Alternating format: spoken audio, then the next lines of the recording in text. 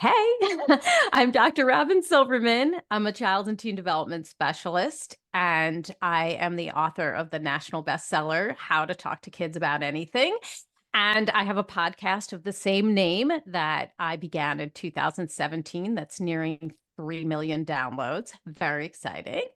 And I write a character education curriculum called Powerful Words Character Development that I've done since 1999, but then it went into more like schools and all kinds of things across the world in 2005. So that is a character education curriculum that I write for teachers and coaches so that they can have good conversations with kids. And that's really my main focus, how to have tough conversations with kids, giving tips and scripts to parents, to coaches, to educators, so that we can better have these conversations and not feel like we're tripping over our tongues or not saying anything at all. I would love to know your inspiration to get into this particular work to help parents and caregivers and Yeah. teachers better communicate with kids. So, I mean, like most people, these kinds of things do start personally, right? I mean, when I was in fifth grade, I had a terrible year. I was bullied and basically ostracized from my entire class. And I just remember really vividly standing on the blacktop at recess, kicking pebbles by myself while everybody else was up by the school and up the hill by the door. And I remember the two aides standing just a little bit away, like they saw all this happening, but didn't do anything about it. And I wasn't sure if this was because they didn't feel like they should get involved or didn't know how to get involved or what the situation was. But I know that is my memory, not because it happened on one day, but because it was consistent and happening, for a long, long time. And then inside wasn't much better because the girl who was actually 3 inches shorter than me and wearing her red high top sneakers, like very threatening looking, of course, her high ponytail, Right. and she was in my class, and she really didn't like that I was best friends with her best friend. So it was inside wasn't much better, and the teachers didn't know what to do either. I still remember one of my teacher actually sent me to the library while she talked to the whole class by herself. Again, I was ostracized. And now, I'm not saying that she did this maliciously. It just was like, it's a strange way of doing things where I was ostracized from the class. And I remember one of the girls who came to get me was like the worst offender of all, not because she was the one who started it all, but because she fell under that spell and was actually somebody who invited me over on the weekends, but pretended she was not friends with me during the week. And she came to get me, and it just hurt my heart. I walked in and the teacher was like, "What do you want to say?" And I was like, "What do I want to say? Like, what do you want to say?" Because I am just the kid. Like, I have no idea. And at home, Did my you poor have mother would that? just, sorry, go Hold on, ahead. sorry to interrupt, but did you have that sense then, like I'm a kid, someone else should be handling this? I just remember feeling like, I don't know what to say. Like, I don't know how to make this better. I don't know if I was thinking like I'm a kid. I just felt like somebody else has got to be better at this than I am. Like, I don't know what I'm supposed to say here. And I don't know what to do, but all I know is that I want this to get better, and feeling very much on the spot. It's like the last place you want to put a child, to walk into a room with like 20 pairs of eyes on them, waiting for them, not just to say something, but to mess up so that they had reason to keep treating me in the way that they did, to keep ostracizing me because, why would we treat this person any different? Look at what like a goon she is, she's such a mess up.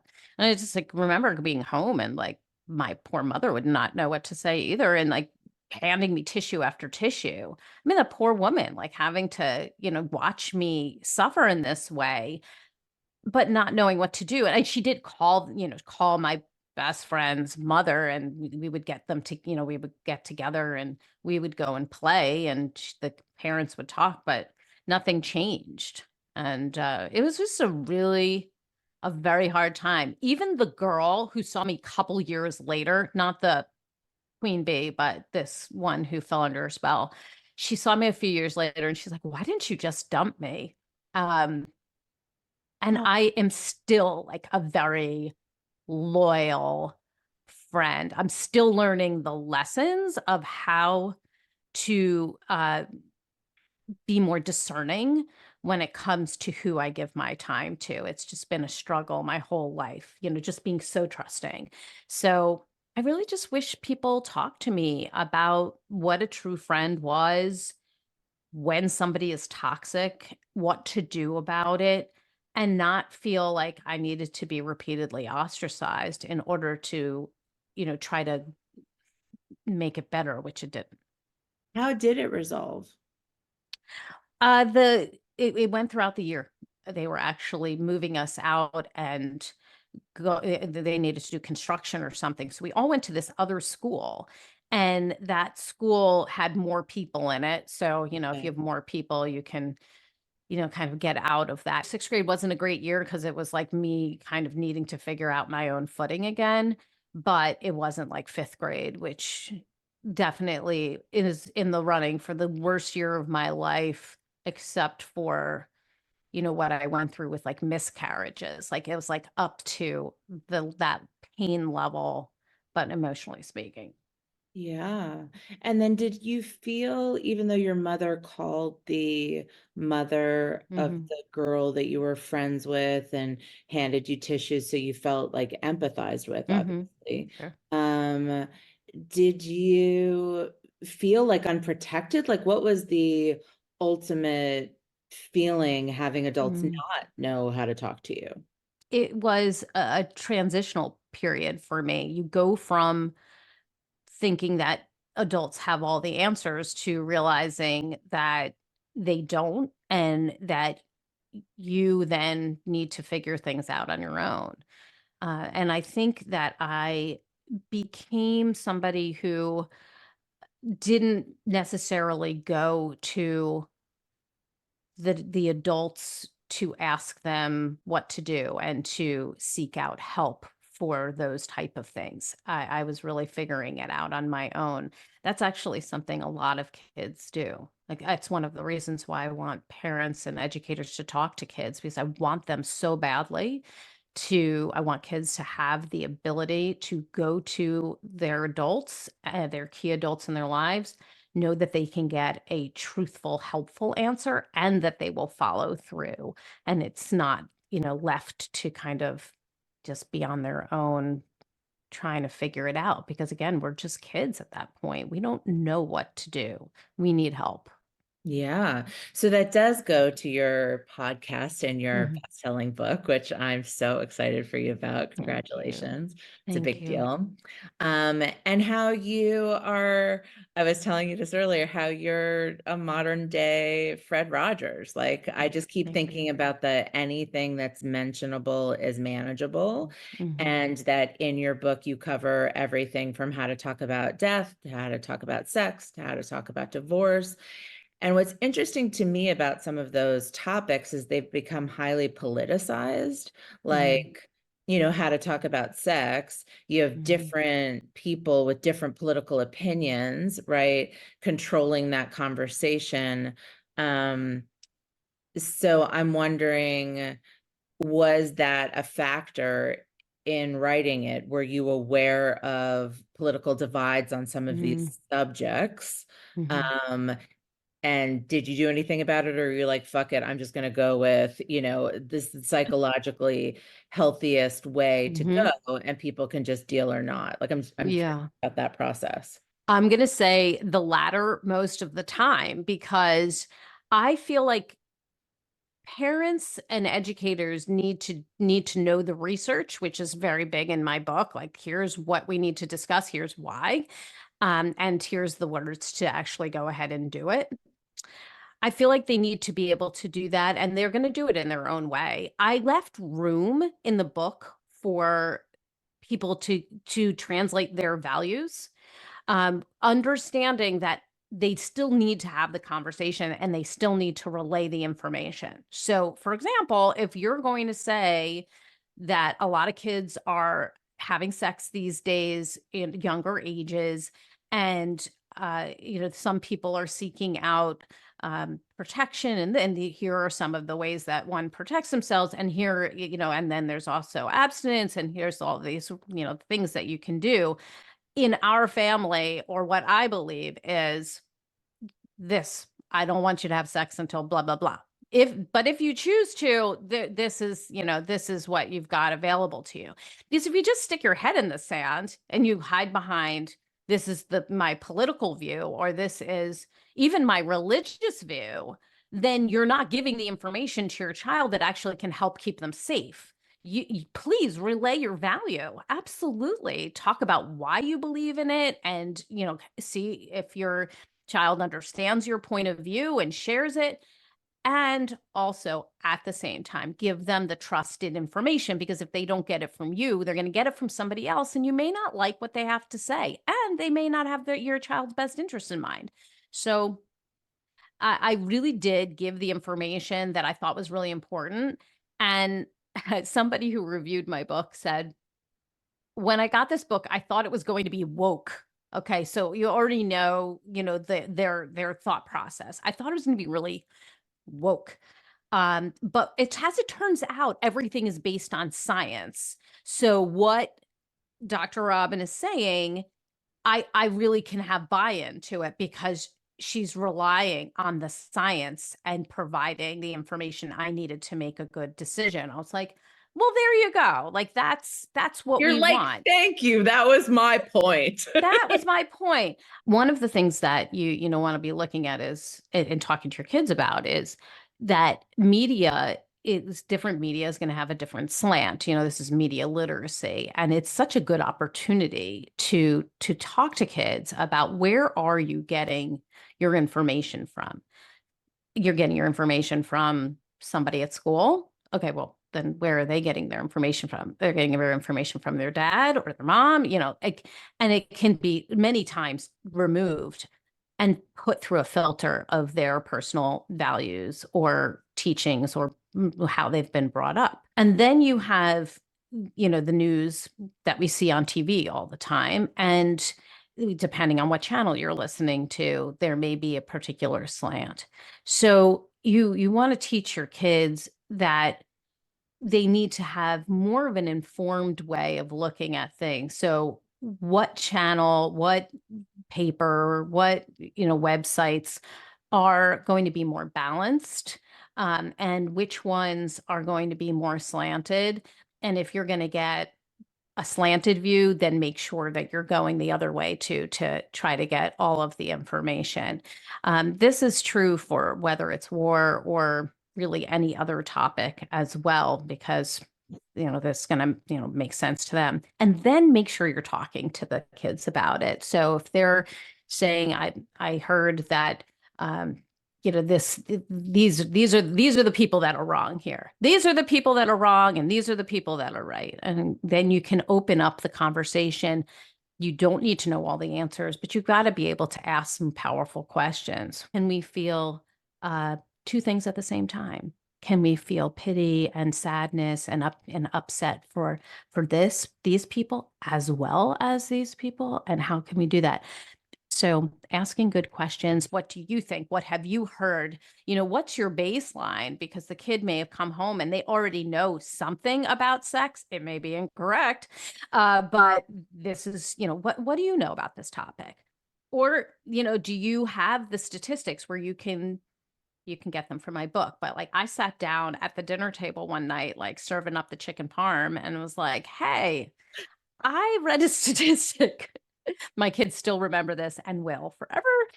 I read the statistic that by age 11, most kids have seen porn. Have you? Now, at the time, my children were 11 and 12. So it was like floating in the air, like one of those bubbles, Just like, my son, to his credit, was like, actually, yeah, like I was Googling something popped up. Like I was like super shocked by it. I X'd it out right away. And I didn't tell you because I thought you'd be mad. It's like parenting gold. That one moment, that's like hanging in the air where you can be like, oh, wait a second. Like, I need to actually say, there is nothing you can't come to me with. Like, I want you to always feel, no matter what, that you can come to me. There's nothing that you can say to me that would make me love you less, that would make me feel like you shouldn't say those things. It's all on the table. I want you to be able to tell me anything. And then he asked me, he's like, well, what should I have done in that situation? I was like, actually, you did like a very good thing. Like, I think that was a great response, like Xing out of it, like, not looking at it because, and this is in the book, like, if you look at it, this is how it can impact your brain. This is how it can impact your relationships. And that's really important. Um, my daughter said same thing happened to her when she was with a friend, and they like slammed down the computer and like ran away from it and didn't open it for the rest of the day. And she also said, I didn't tell you because I thought you'd be mad. So that's on me. Like, that's like the time when you really need to make sure your kids know they can come to you, and then you honor that, because you're going to hear some things that are not so fun, Yeah. especially as they're getting older and older. And you don't want your kids to feel like they have to hide that information from you. You really have to be tuned in to how your kids are reacting to the things that you're saying, and not go in with such an agenda. When we go in with an agenda, we're like, I am going to talk to my kids about this, this, this, this, and this. But your kids are not ready for it. There's a lot of indicators. They start to get shifty. They're moving their eyes around. They may even say to you, I don't want to hear this. And you can say to them, look, this is an important conversation that we really do need to have. But we don't need to have it now. I do want you to know that I'm always available to talk to you about this more.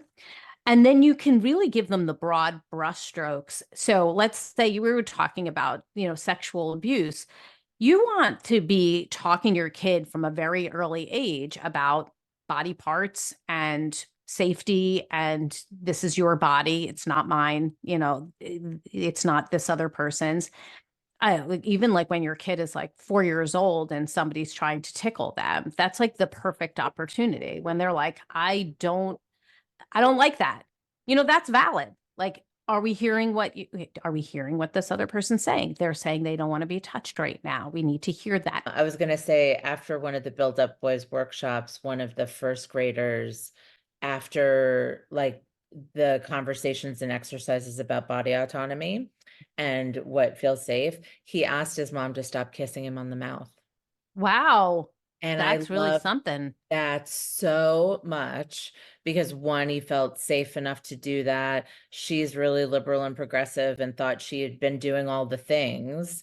But she didn't think about that. And I just was, to me, it's like, oh, if you understand that you have body autonomy, especially as a boy, and that you can say, I don't want to be kissed on the mouth, or I don't want to be touched right now. And the parent, hands off when you don't want to be hugged or whatever it is, and not like guilting them, how much I think that'll go towards consent issues later. So just for time purposes, I'd love to just segue into, a conversation around boys and girls and non-binary, and if any of what you do feels gender specific, if there's different research based on gender in terms of how to talk or not talk to kids. And I'm just wondering your thoughts on that.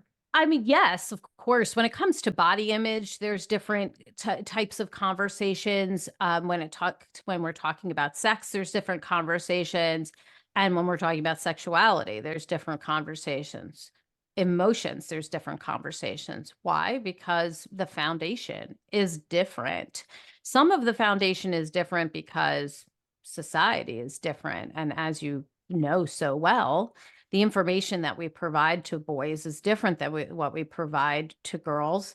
And certainly the non-binary kids are left to, float in the wind because the research hasn't caught up to that yet. So we need to remember that even if we are extremely progressive and we are feeling like, oh, we want to give the same information to boys and to girls because they should have this information. They're the same in these ways. They're not. They're not the same because the information has been different for a long period of time, as we've said. Let's say, we're talking about emotions. We're certainly not talking to boys in the same way as we're talking to girls, not because they shouldn't have the same emotions, but because they haven't had permission to have the same emotions for so long. And even if you are progressive, society's still catching up. So we need to say, hey, we know that you're probably getting these messages that say, you shouldn't be feeling this way. You shouldn't be expressing this way. The research says that boys are only allowed to show happiness and anger, and different iterations of that anger. They're not allowed to show sadness. They're not allowed to, show that they're lonely. They can't show that they're scared. I want you to know, in this house, in this safe space, whenever you're with me, you can show me all of those emotions. And in fact, I want you to. And then highlighting it when the men in their world have shown those emotions. Thank you for showing us that you're scared, and making sure that the key adults in their lives are expressing it. Oh, I'm feeling really sad about this. Here's why. Here's what's happening to me, because that gives them permission that they haven't been getting. Same thing with sex. Like the conversation around sex is going to be different for boys than for girls. Not the initial, mechanics, but all of the stuff on consent that we've talked about, and touching people, and acknowledging that boys are constantly being told that they need to be the initiators. They need to start early. They need to be the ladies' man, and that there have to always be a yes if they're approached when it comes to touching and sex, and acknowledging those types of things is important, so that your kid knows that that's the information out there, but that's not actually our values, and it's not actually the truth. And here's the truth. Science, right? Yeah, here is the science of it. And that secretly, the surveys are telling us that many boys do not want to have sex, and they did not feel ready before they had sex, but felt pressured to have sex at earlier ages because of that. There's some stories in my book about people who have ADHD, or people who have different types of neurodiversity, or gender, or non-binary. And we need to tell those stories so that people understand that these kids are not alone in their feelings, in the way that they're reacting, in their value system. They're not alone. It's just what society has told them all this time. Parents often tell us that they want their kids to be happy. They just want their kids to be happy. And it's very tough for them to teach their kids what we call emo diversity, or a diversity of emotions, because it's hard to watch your kid be uncomfortable.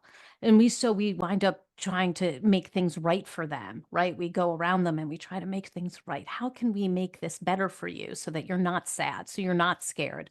Let me put the dog in the other room. Let me, make sure that this friend is available for this play date, because this other person just called and said they're not. So I don't want you to be disappointed. I'm just going to move it over straight to this next scene.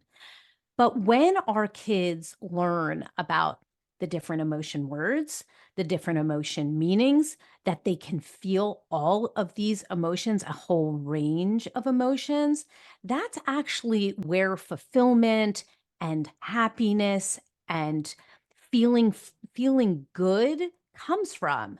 If we only say you can feel happy, you become numb. You're not actually experiencing life, because you don't want to risk having negative emotions. And if we don't take the risk to have negative emotions, we kind of stay in this status quo. We never can really be fully fulfilled and happy, because we don't go into different situations that may turn out badly, but may turn out well, may turn out badly at first, but then we can course correct and change things and know, hey, next time I'm going to have a different relationship. I'm going to go into something with a different attitude. I'm going to prepare in a different way. All of these emotions and states and situations become the foundation of later happiness and fulfillment. And that's really what we want our kids to experience. I love that. Sorry, one last thing. Advice for parents of boys. Mm. My advice for parents of boys is to not allow your own past experiences and past stories and past values to govern how you parent your boys. Let's look at the current research. Let's look at what the experts are now telling us, including you, about what it is that boys truly need, and reparent ourselves, re-educate ourselves so that we can better parent our boys to be ready for this world, to have more fulfilling relationships with other people and with themselves.